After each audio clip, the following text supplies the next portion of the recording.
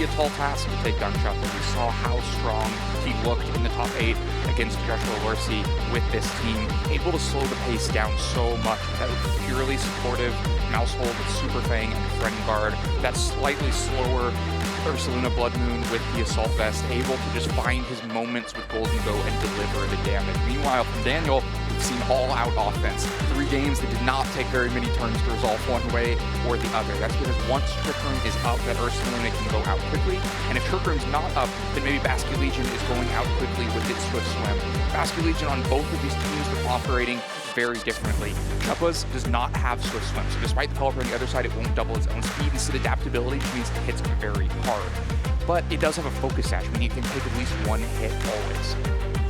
Yeah, so you have the Focus Sash, so you can take the hit. You also have, as you called out, supportive options like that Mousehold with that Follow Me to make sure that partner Pokemon are kept safe, whether it is the Basket Legion, whether it's the Golden Go, whether it is something like that Blood Moon Ursaluna, and of course, too, with the Mousehold, Rocky Helmet, so if you hit into it with a physical attack, you take some damage, Friend Guard to make sure if you do just let your partner Pokemon take a hit, it doesn't do too much. And of course, the Typing, I think, fares quite well up against some of these Pokemon that Daniel has. Yeah, it can help a lot. Mousehold especially, the Basket Legion on the other side is holding a choice band, so once it locks into a move, it won't be able to switch, and Last Respects towards the end of the game is often what you want to lock into, but that can be difficult to do against a Mousehold that will just Follow Me, normal type, immune to Last Respects, won't be able to take damage. Another problem for bits of Daniel's offense is the Aqua Jet on Basket Legion. We saw him in that last set against Justin Tang get Trick Room up, and then Ursaluna looked like he was running away with it. But that's harder to do if Aqua Jet is threatening super effective damage and you need 2 hits to take down Basket Legion. Especially, too, I feel like sometimes it can be hard to find where the priority moves can have use, just depending on the matchup. But Daniel doesn't have a way to really kind of stop that, right? So something like Aqua Jet, I mean, the stocks just completely go up. But Daniel and this team have been on a tear throughout the tournament. The fact that we've gotten to see 2 of this exact same team in the top 4, I think just speaks so much to its strengths. As you called out, that Basket Legion with the Choice Band can do so much damage. The Swift Swim to be able to get the speed with the Pelipper. But having that speedy mode and also a slower mode with the Sinistcha, going for something like the Trick Room, which we've seen lean to a lot with this team. Sinistcha valuable for the Trick Room, also valuable for the Rage Powder. That's going to be one way around that Aqua Jet. The redirection on both sides, I think, will be very important. And if Chuppa tries to slow it down as much as he did in that top 8 match, Life Dew could also become important. If you're healing back up things like the Assault Vest or Chaludon, or relatively bulky Incineroar, that maybe Daniel can play at that pace that Chuppa demonstrated earlier. This Incineroar, I mean, there's definitely a lot of Pokemon on the side of Chuppa that can start to deal with this Incineroar, but this Incineroar being the safety goggles means it can have a bit more supportive options, including the taunt, so something to try and shut down that Mousehold if you are worried about that constant redirection. You do then have to worry about a lot of other options, but I think going into this game 1, we can start to see a lot of the different pieces these players have. Let's get into the second top 4 here between Daniel Yu and Chuppa Cross. Right away, we get to see the rain mode for Daniel, Pelipper, and Basket Legion, Golden Go, and Mousehold for Chuppa. Yeah, we saw Dylan do this 2 games in the last set, get the Basket Legion and the Pelipper out and immediately threaten the offense. Meanwhile, we've heard Chuppa talk about the support that Mousehold can offer Golden Go. Makes it so much more bulky and offers redirection. Important here because it probably doesn't matter how bulky you are if you don't spin the Terrestrialization on Golden Go, you're not taking a Wave Crash. Meanwhile, the Rocky Helmet, we saw how much recoil Basket Legion does when it swings out with Wave Crash, but if you add Rocky Helmet on top of that, it starts to really add up. But for now, it seems like it's Daniel ready to go out on the offense, and Chuppa just has to figure out a way to weather the storm. Yeah, and the first part of that puzzle is going to be the Follow Me. So if it is something like a Last Respects, of course, the Mousehold is not going to be immune to it, but he will be able to, it is taking the hit from the Wave Crash in the sun, everything else. Jacaldo will get to see exactly how much damage is done. It's going to be the Rocky Helmet, it's going to be the recoil from the hit, and it's going to be a Basket Legion to take a significant chunk of damage on this very first turn. Pelipper as well with the Tailwind. That's going to be for later down the line for the rest of the Pokemon and the other options. But right now, it's not going to be Basket Legion to be able to take advantage of that, as it is going to get instantly KO'd in return. 1 Pokemon for 1 apiece. Yeah, so Tailwind is the advantage there for Daniel, but loses Basket Legion, a Pokemon that can have so much offensive impact. I think that's probably a trade that Chuppa can live with, because there wasn't really a great way to absorb attacks from Basket Legion without giving something up. So he uses Follow Me to control where he's giving it up, and then doesn't have to spin the Terrestrialization to protect Golden Go, meaning he can preserve it for other Pokemon. May end up needing to spend it on Golden Go in the near future to deal with that Ursaluna on the other side anyway, but for now, keeps Daniel guessing about where Terrestrialization will be used. And yeah, the Tailwind now up means that Ursaluna can move maybe more quickly than the Golden Go, maybe more quickly than both of these Pokemon, and so that's where the speed advantage, that extra free action that Daniel got during those exchanges in the last turn comes into play. And with Dragonite hitting the field now, it is a Pokemon that is in a bit of a scary position considering that it can just be a double up into the slot to try and deal with it. But with the option of Tailwind, it can try and match the speed going on forward, and it doesn't look like it will be a double up. Pelipper instead switching out as Sinisha to hit the field instead. Headlong Rush from this Ursaluna, so speedy and so much damage. Targeting down into the Golden Go instead. Make sure that this Pokemon cannot just keep putting off offense. It will be a defense and a special defense drop, but you've already taken a good chunk of damage considering 2 Pokemon from Chuppa are already gone. Dragonite, that's the Tailwind to make sure you match that speed going on forward, but still, now Ursaluna, you're getting that attack added with the Flame Orb. You have redirection on the field now with that Sinisha adding in. Like, there's a lot going Daniel's way. Yeah, I mean, Daniel goes ahead and takes the swing. The only real swing available to him. The double target of Dragonite would have been difficult because without the burn yet on Ursaluna, you probably don't have the follow-up with 70 base power Facade to finish that KO. So takes the only real swing available to him, and Chuppa lets it happen. Doesn't spin the Terrestrialization, doesn't try to switch the Golden Go out, just accepts that that Pokemon is going down. But now, in exchange, has matched Tailwinds in this situation, but maybe in matched Tailwinds, that just opens up an opportunity for Sinistra to Trick Room, so you've got to be very careful about that Pokemon. And so yeah, it just goes out into the back. I expect some focus there and wants to get Pelipper into that spot instead. Yeah, this supporting slot has just been a constant rotation to Pelipper to now hit the field. But getting into this Terrestrialization on the turn, Basculegion, I mean, one of the last stands that Chuppa has, going now into this Ghost type. Make sure as well, something like Facade can't go into this slot. Now we get to see how much damage it can do with something like this Last Respects, as Dragonite wants to make sure it gets through this turn safely. Now, Pokemon have been taken down from Chuppa, Basculegion has been boosted up, and Pelipper, such a great swap in, because yeah, that's a lot of damage, but it will survive thanks to that Focus Sash. Now Ursaluna does get an opportunity to respawn, but into the Dragonite Protect, won't be able to get much done. Yeah, good turn for Chuppa. Burns one ability to take Last Respects on the other side. The one advantage of having lost 2 Pokemon already is that Last Respects is way up in power, and you add on to that the adaptability, the Ghost Terrestrialization. That is a massive attack. Sinistra stood no chance of surviving it, and so Pelipper comes in and absorbs it into the Focus Sash instead. But Daniel was probably hoping for a trade there, that maybe Pelipper goes down to Scale Shot, or the Scale Shot gets put somewhere else, and the Facade goes into Dragonite instead. Just accomplishes nothing for his own on that turn, just loses a ton of Pelipper's health, and now it's pretty easy to Scale Shot and Last Respects, or go with Water Offense into Ursaluna right now.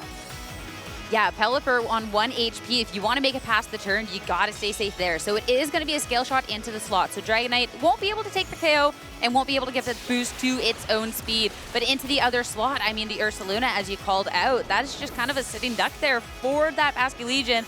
An easy liquidation to just be able to get that damage done. And now, Tailwind gone for Daniel. Chuppa still has his, and being able to now deal with just 2 more supporting role Pokemon on the opposing end, and one that does not have much health at all, despite having a little bit recovered by this swap-in. Yeah, there simply isn't the damage at this point. There's no Shadow Ball on the Sinistra on the other side. Basculegion has dropped its water typing. There's plenty of time to get the Last Respects off necessary to close this. I think a great trust from Chuppa, that knowing that he could take those trades in the early game and use Multiscale Dragonite to make sure he matched Tailwind and didn't fall too far behind, and then use the Basculegion to have all the damage needed to close out that first game.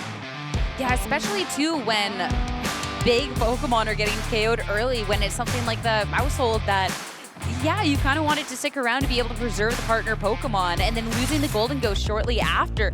Things look quite scary, but when Daniel's not really able to off-put that damage back and Chuppa's able to just match that speed, it was all of a sudden the Basculegion that was able to just run away with the game. So really, really well done. You don't need all 4 Pokemon to be able to win the game. You just need the strongest ones in the back, and Chuppa played that to perfection. Yeah, Chuppa trusting the Basculegion in the back, preserving his Terra, letting Golden go down in the situation, recognizing if he can match Tailwind and get Basculegion out, then it would just have so much offensive firepower that Daniel would not be able to withstand. So then from Daniel's side, you have to look at like, what are the options to have a little bit better matchup into that Basculegion. The first one, maybe the one he imagined going into that game 1, is to have your own Basculegion. With Swift Swim in the rain, it'll always have the speed advantage, even if you're at matched Tailwinds. But maybe if you can't make that happen because you're expecting trades like the one that Chuppa forced in the first game, then you've got to look at secondary damage options into it. There's no Archaludon for extra damage into Basculegion in that game, and no Incineroar that might have been able to have a better chance at taking a Last Respects and could at least threaten a knockoff back and then intimidate to drop the damage from the Basculegion on the other side. I think it was tricky too when you're looking at Daniel to try and get that speed momentum early on for Chuppa to be able to just unmatch it, just match it completely, just unchecked. So I'm curious with how differently you want to go about this in the second game, but already with the leads from both the players, seems like we're going to be running it back. Of course, Pelipper, that'll be the rain. We're going to get speed. We're going to get freshen from the Basculegion on the other end. But where exactly is this going to go now? Yeah, I mean, it feels like Chuppa took the low variance route through this. There's not like there's some input Daniel could have made in turn 1 of the last game that would have been a much better turn 1 for him. So Daniel probably can't achieve any more than he did in the last game. You could, swap the Tailwind for a Weather Ball into Golden Go and get damage there, but that doesn't like materially change position. Maybe worse if you just end up behind in Tailwind at that point. Going into this Mousehold, follow me again. So if it is going to be a big attack targeted by Daniel, Mousehold's not going to be doing too great. Flip turn instead, though, still so much damage thanks to the rain. You will take a little bit of damage in return, but it's a Basculegion now that has this chance to pivot, and Daniel brings something out a little bit better for this situation. Ursaluna is going to be the one to hit the field. Of course, it could get hit from an attack from the Golden Go. At least he'll have the Tailwind going on forward, but time to eye up what this is. Shadow Ball into the Pelipper on the opposing end, but of course, we get to see that it will have the Sash. So yet again, it's going to be a Pelipper that sticks around, and now Daniel with the speed. So both players making an adjustment. Daniel uses the flip turn to make sure that Basculegion gets back out into the back, is able to have it against the other Basculegion in the future, but meanwhile does not take the KO. It doesn't spin the Water Terrestrialization to assure it and just barely misses it on Mousehold. But then Chuppa also making an adjustment. Decides there was too much risk that it was flip turn into the Ursaluna, what we saw where Shadow Ball would have done no damage. So instead targets the Shadow Ball into Pelipper, gets it down to the Focus Sash.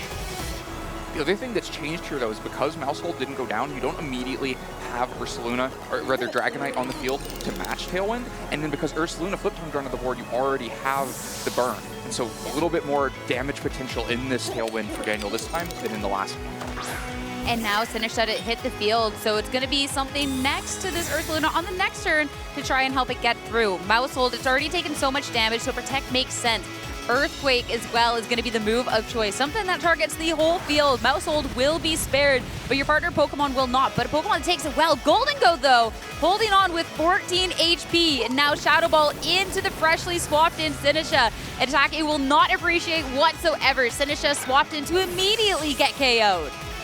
Right, Pelipper leaves the field, maybe expecting there was some risk that Golden Go was also leaving the field and wanting to be one turn ahead, maybe hoping the Earthquake was just going to get the KO anyway, and you were going to get both of these Pokemon off the field. Instead, Daniel manages to get no KOs and loses Sinistra in the process. So now Pelipper down to 1 HP, Sinistra gone, but Basculegion back out on the field. This is a good way, too, to threaten if there is any sort of swap, if there is going to be something like that Earthquake, something that, yeah, Dragonite swap in, it's not going to be taking a hit, but Basculegion, that threatens so much more, if anything, if Chuppa tries to switch anything around. Right, now Basculegion can like flip turn to also keep itself safe. You can just flip turn and Headlong Rush to outspeed and KO both of these Pokemon. That might give a path to Dragonite for Dragonite to come in to the Headlong Rush slot, but you could also just lose both of these Pokemon and maybe still have a playable position, because then there would only be one turn of Tailwind afterwards. Right, going into this turn already, not too much momentum, but we'll have to see how this one shakes up. Follow me for the single target as Flip turn to target down into the Mousehold. Deal that final little bit of damage to take down that Pokemon once and for all. Now to see for the Ursaluna what it's going for after we get to see a Pokemon swap back in or Daniel. Of course, with the Sinisha taken down, we'll get to see it is the Pelipper, so it is just an opportunity to go for something like this Earthquake and just have that safe move to take down this Golden Go. Right, can get rid of the Golden Go without having to take the drops from Headlong Rush. So he gets the 2 KOs here, up 3-2 for the moment. But can he follow through? Can he find those next 2 KOs afterwards? That's going to be the big question, because this is where we saw things go just a little astray for Daniel in that first match. You take the 2 KOs, you get rid of the Mousehold and the Golden Go, and all of a sudden that's a Dragonite that can get the Tailwind, and it's a Basculegion that just puts out so much momentum with that last Respects. And crucially, it's 2 Pokemon that both have Protect. So going into this last turn of Tailwind, you can simply double Protect and burn this away. Now, if you do that, there's some opportunity for Pelipper to switch out and get Basculegion back on the field with 1 turn of Rain left for the following turn, and that's some threat. We'll have to see if there's some risk there, what's going to happen. Yeah, Pelipper out into the back. So this could be where you make the call. See if you can get this Basculegion onto the field for free in such a crucial moment of the match. If it is just the protecting from both of these Pokemon, the opposing, and it'll be so good. Dragonite, the first to protect here, and Basculegion shortly to follow. So a switch that goes completely unpunished now. Yeah, and really helpful for Daniel, both because it's helpful that now you have your own offensive threat out, going to move first outside of Tailwind on both sides, but also helpful because you preserve Pelipper in the back. Rain will expire at the end of the next turn, and so Pelipper in the back gives you a chance to reset it. On the other hand, Ursaluna is looking extremely vulnerable here.